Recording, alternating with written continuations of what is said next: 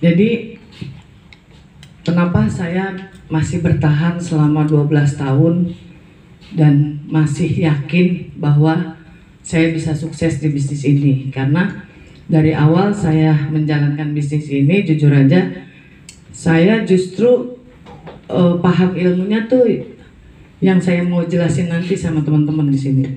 Karena pada saat saya awal udah punya keputusan untuk menjalankan bisnis Enagic, justru orang yang kalau dibilang tuh bukan maksa, karena Mas Triadi Djoko itu orang yang nyemplungin saya, yang dorong saya untuk saya bisa mendapatkan yang namanya perubahan hidup. Nah, di sini pasti semuanya teman-teman punya impian nggak? Kalau saya boleh tahu, punya kan? Nah, karena memang semua orang pasti punya impian mau yang namanya sukses. Nah, tapi setiap orang juga dibilang suksesnya itu kan macam-macam ya. Ada yang pengen punya income 1 miliar, ada yang pengen punya rumah, punya mobil. Nah, tapi buat saya sukses itu adalah saya usaha karena saya enggan sengsara. Karena saya capek jadi orang susah, makanya pada saat Om Djoko memberikan satu informasi yang menurut saya ini adalah peluang sangat besar buat saya untuk bisa dapetin yang namanya perubahan hidup. Karena setiap peluang itu pasti itu udah kode alam yang memang Tuhan sudah kirimkan peluang itu melalui orang lain gitu. Sepakat nggak? Nah, Bapak Ibu, kalau saya boleh tanya, datang ke sini tahu informasi tentang Enagic ini dari siapa? Tiba-tiba atau dari burung ngirimin surat, jangan burung merpati ngirimin surat ke rumah kita, atau dari mana? Pasti dari temennya kan, dari seseorang. Nah, begitu juga dengan saya. Kenapa saya bisa ada pada siang hari ini? Itu karena Mas Triadi Djoko itu yang memberikan informasi tentang ini. Nah, di awal jujur aja saya memang tertarik sama produknya. Tapi setelah saya tahu Om Djoko juara 1 dunia dan dia mendapatkan $40.000, disitulah saya akhirnya, oh ternyata ada duitnya. Nah, itu yang akhirnya membuat saya semangat sebenarnya. Ya, kalau akhirnya saya pikir sebenarnya kesehatan itu istilahnya mesinnya itu bonus lah untuk kita bisa menjaga kesehatan kita. Nah, tapi karena saya punya impian dan harapan dalam hidup saya, ini yang akhirnya membuat saya sadar bahwa kalau kita hidup nggak punya tujuan, ya kita jadinya bingung gitu. Ini hidup kita mau dibawa kemana kan gitu. Nah, ini yang tadi saya bilang, expectancy of life. Semua orang itu pasti punya harapan dalam hidup, dan ini adalah peta kehidupan semua orang. Dari lahir sampai finish, ya. Pasti ujungnya semua orang, ya inilah kematian. Cuma di perjalanan setiap 10 dekade ini pasti ada cerita macam-macam. Setiap orang masing-masing punya cerita. Nah, begitu juga dengan saya. Karena pada saat Om Djoko menjelaskan tentang ini, itu yang menyadarkan saya, Bapak Ibu. Kenapa saya harus punya keputusan, saya harus serius, saya harus komitmen, saya harus konsisten menjalankan bisnis Enagic. Karena dari cerita ini yang akhirnya membuat saya makin semangat. Karena kalau kita lihat dari sini, ini fase masa kecil yang di ruangan ini udah lewatin gitu, ya kan? Sampai akhirnya masuk ke masa sekolah. Nah, dari sini Mungkin sampai sini. Ini fase masa produktif. Dan semuanya ada di ruangan ini, di fase masa produktif untuk fase masa pensiun. Di sini akhirnya saya sadar Bapak Ibu. Karena apa? Pada saat sekarang nih usia saya 42 tahun. Rata-rata misalnya orang pensiun umur 55 lah atau 58. Nah, kalau 55 tahun berarti sisa masa produktif saya nih 13 tahun. Tapi di 13 tahun masa produktif saya, ini kan ada dua pertanyaan. Dan ini pertanyaan juga untuk semuanya gitu. Apakah masih sehat? Apakah masih hidup? Ini yang akhirnya menyadarkan saya. Justru saya masih dikasih kesempatan untuk hidup, untuk saya bisa punya impian besar. Saya harus maksimalkan di sini. Karena pilihan hidup orang pertama yang rata-rata ya, ini dari mulai pendidikannya, kalau kita bisa lihat lagi nih dari TK, SD, SMP, SMA sampai kuliah. Ini kan babak penentuan. Setiap orang punya cita-cita. Cita-citanya apa? Ada yang mau jadi dokter, ada yang mau jadi arsitek, ada yang mau jadi pilot, ada yang mau jadi pengacara. Keempat profesi ini pasti yang diminati oleh banyak orang. Karena apa? Dengan profesi ini sudah menjamin masa depannya. Tapi kalau kita flashback ulang ya, TK, SD, SMP, SMA sampai kuliah, ini orang tua kita punya harapan sama anak-anaknya untuk apa? Untuk sukses. Dan orang tua kita sudah investasi ke anaknya dengan apa? Waktu sama uang. Kira-kira menurut teman-teman di sini, dari TK sampai kuliah, anggap sampai dapat gelar dokter arsitek, kira-kira biaya pendidikannya 1 M cukup nggak? Kurang. Nah, berarti lebih kan? Apalagi mau punya gelar dokter. Tapi ya, setelah saya sadari ya, dari keempat profesi ini nggak ada yang salah. Ini profesi yang mungkin, kalau saya memang jujur aja, saya dari kecil nggak pernah kepikiran untuk saya punya gelar ini, karena saya tahu kapasitas kemampuan otak saya tuh ini kan harus yang pintar kan gitu. Karena IPK saya aja nggak nyampe 3 kan gitu kuliah. Lulusnya 7 tahun. Nah, jadi untuk saya saya sadar gitu. Saya pun sekarang berinvestasi ke anak-anak saya. Saya pengen anak-anak saya jadi orang sukses. Itu terus bergiliran lah. Dari zaman orang tua saya investasi ke saya, dan saya sekarang investasi ke anak saya. Sampai akhirnya masuk ke yang namanya rutinitas hidup.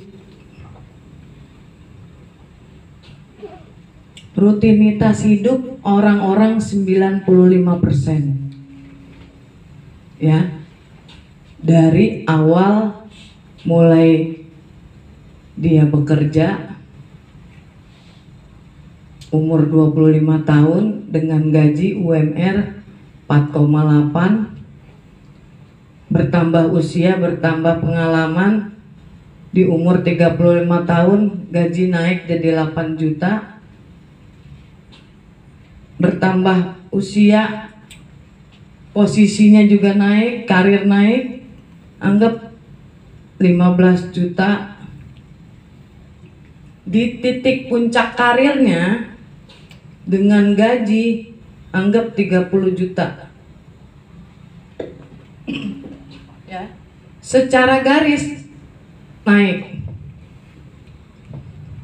Tapi pada saat di titik umur 55 tahun masa pensiun, income-nya pensiun. Tapi ada garis nih yang terus ngikutin. Ini nggak ikutan pensiun, tapi justru malah makin naik, yaitu kebutuhan hidup. Umur 55 tahun, dari awal umur 25 tahun sampai 55 tahun, ini sudah 30 tahun meloyalitaskan hidupnya sama perusahaan. Tapi pada saat titik pensiun, sudah tidak produktif lagi. Perusahaan cuma bilang terima kasih atas dedikasinya selama ini sudah bekerja di perusahaan saya. Nah, tapi di perjalanan ini selama 30 tahun pasti kita akan menyisihkan yang namanya gaji. Ya kan? Untuk apa? Tabungan, rumah, kendaraan.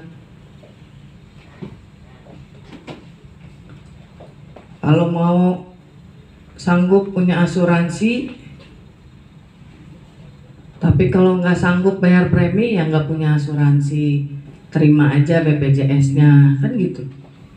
Nah, tapi pada saat usia 55 tahun, pertanyaannya, 55 tahun usia muda apa usia senior?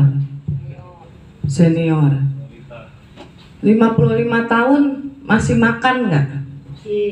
Masih makan. Berarti butuh sembako. Umur 55 tahun masih bayar listrik nggak? Oh, ternyata masih butuh listrik.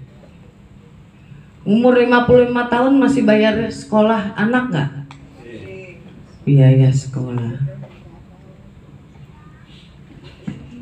Umur 55 tahun masih butuh biaya buat ngawinin anak nggak? Biaya darurat atau orang tua sakit, siapapun sakit. Berarti butuh biaya darurat. Nah, kenapa saya bisa menceritakan ini? Karena pada saat orang tua saya, yaitu ayah saya, beliau pensiunan dari perusahaan BUMN. Usia 63 tahun, ini yang terjadi. Habis naik sepeda, olahraga. Ayah saya dulu almarhum seneng olahraga sepedahan. Umur 63 tahun tiba-tiba kena serangan jantung. Ini nggak ada. Sisanya rumah di Kampung Melayu. Jadi kalau hujan nih, udah musim hujan gini udah agak takut. Karena takut kiriman dari Bogor, ya kan, buat ngangkat kasur. Nah, jadi selama dari saya lahir sampai saya setelah lulus kuliah, saya masih tinggal di Kampung Melayu. Nah, ini umur 63 tahun ayah saya kena serangan jantung. Jadi apa yang dimiliki sebelum yang ternyata tadinya buat aset anak, ini yang terjadi buat bayar rumah sakit, dokter, sama obat-obatan, dan sisanya ini jadiin warisan. Warisan ke anak. Itu rumah yang ada di Kampung Melayu. Nah, karena apa yang tadi saya bilang, dari zaman kita dulu masih kecil, orang tua investasi waktu dan uang untuk kita supaya kita sukses. Tapi pada saat kita udah punya anak pun, kita punya harapan ke anaknya. Karena ini yang terjadi Bapak Ibu. Tuhan menciptakan manusia 24 jam per hari. Ya. Ini namanya reality trap. Ya. Jadi ini yang terjadi berulang-ulang, mau dari uyut kita sampai ke kita pun, sampai ke anak cucu kita, ini yang terjadi.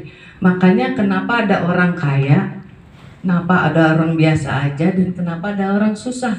Karena dia nggak punya kesempatan dan nggak tahu caranya. Nah, kalau Bapak Ibu yang ada di ruangan ini punya kesempatan dan tahu caranya, mau nggak dikerjain untuk perubahan hidup keluarga? Mau. Karena ternyata ada rumusnya, Bapak Ibu. Nah, ini saya baru tahu di usia saya 30 tahun. Dan itu Mas Triadi Djoko yang ngejelasin soal ini. Makanya akhirnya saya punya keputusan, ini adalah peluang buat saya. Gimana caranya saya bisa berubah hidup? Ya saya harus kerjain. Karena rumusnya gini, pada saat bapak saya, ini saya melihatnya dari sisi bapak saya ya. Bapak saya jadi karyawan, waktunya 8 jam per hari. Dikali omset, gaji istilahnya ya, gaji 30 hari. Berarti selama sebulan waktunya 240 jam per bulan. Tapi yang namanya karyawan itu pasti punya yang namanya si bos. Nah, si bos ini waktunya sama 8 jam per hari. Tapi kalau di perusahaan itu ada 100 karyawan, anggap ada 100 karyawan. Berarti sehari itu 800 jam per hari. Nah, dikaliin nih omsetnya tiap bulan 30 hari. Berarti 24.000 jam per bulan.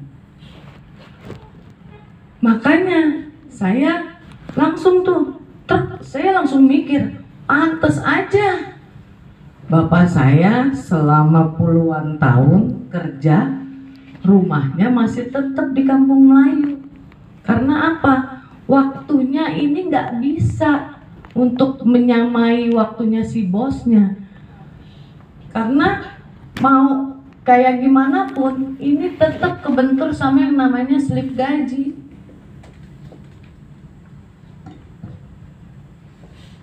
Slip gaji ini disisihkan buat nabung, bayar sekolah, kebutuhan tiap hari, rumah tangga, belum yang darurat-darurat. Makanya mau punya impian besar pun juga udah takut.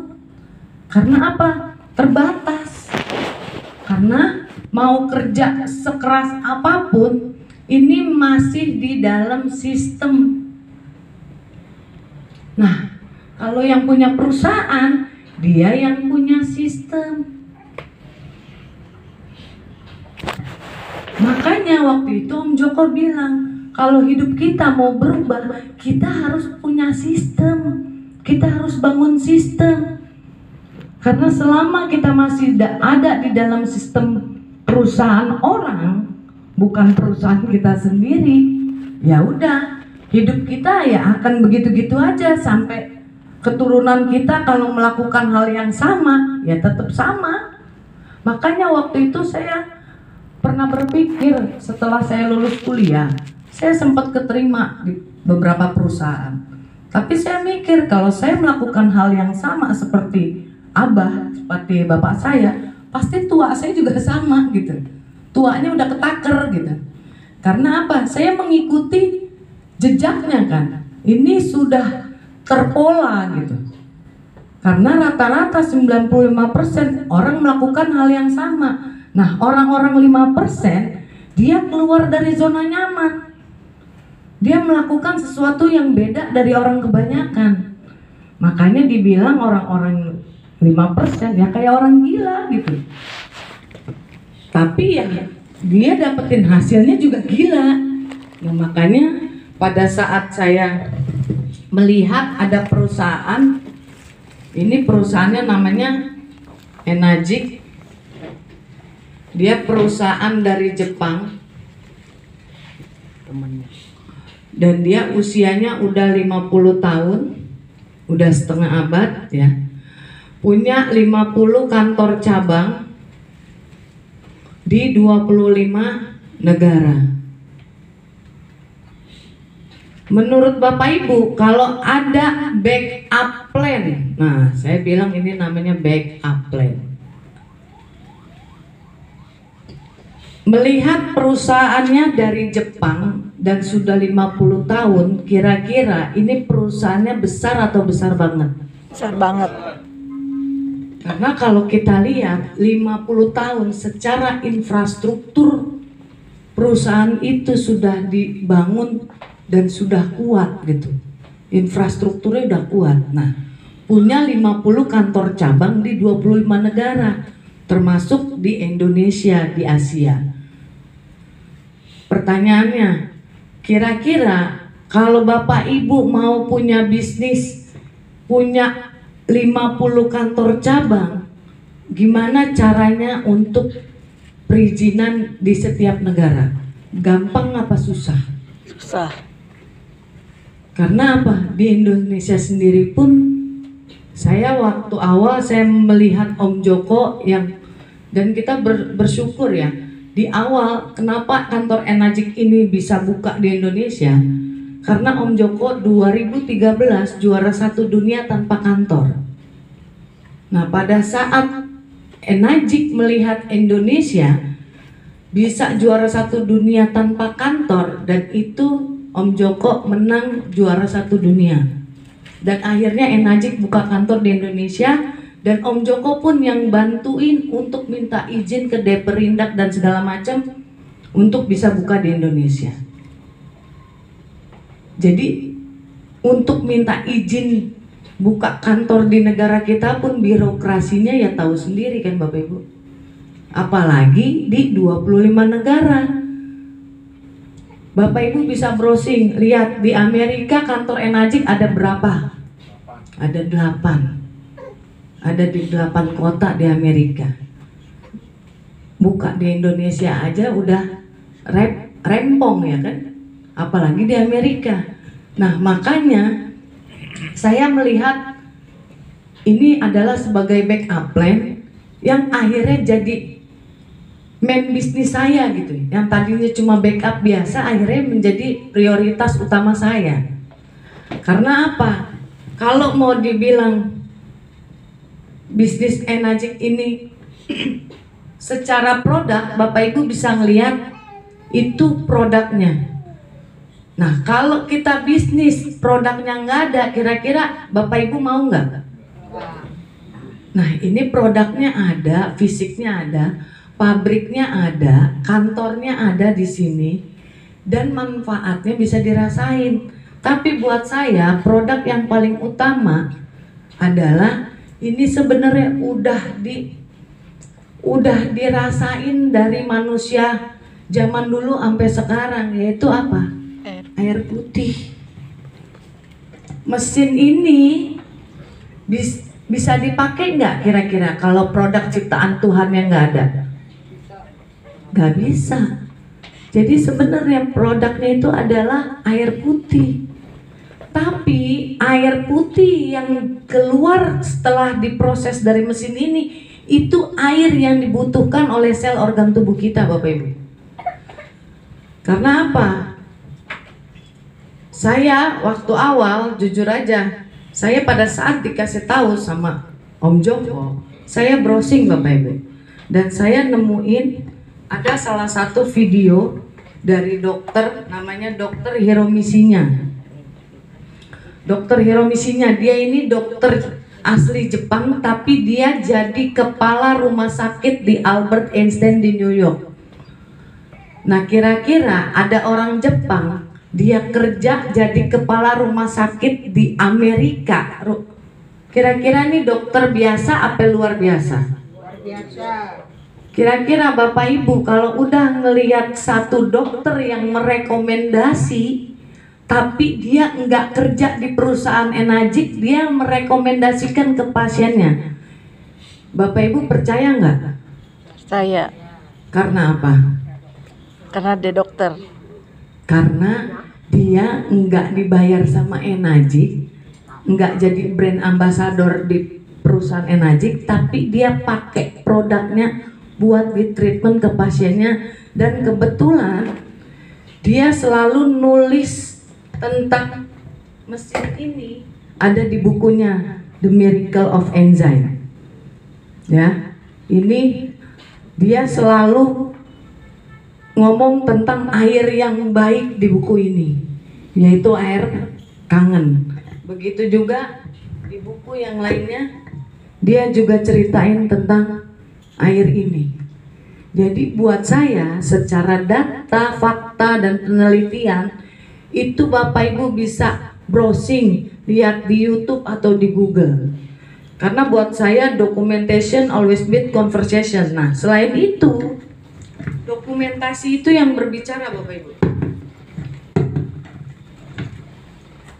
Ini yang akhirnya membuat saya yakin ada 2 sertifikasi, ya. Bapak Ibu juga bisa search di Google sertifikasi. Yang pertama adalah Water Quality Association. Ini yang dikeluarkan oleh pemerintah Amerika bahwa air ini adalah air yang terbaik. Begitu juga ada sertifikasi yang dikeluarkan dari Kementerian Kedokteran di Jepang. Ini harus diuji 6.500 dokter. Dan kategorinya ini adalah alat kedokteran. Dan mesin ini pun sudah dapat sertifikasi ISO 13485. Semuanya bisa Bapak Ibu browsing di Google. Karena secara data, fakta, penelitian itu jelas. Dan yang paling utama lagi adalah Om Joko sudah ke Ibu Siti Fadila Supari. Tahu Ibu Siti Fadila Supari? Mantan Menteri Kesehatan Republik Indonesia. Ternyata beliau tahu tentang dokter hiromisinya. Dan kebetulan yang nulis buku ini, kata pengantarnya adalah Ibu Siti Fadila Supari. Jadi kalau secara data tentang produk ini, ya menurut saya Bapak Ibu bisa menilai masing-masing gitu, ya kan? Nah,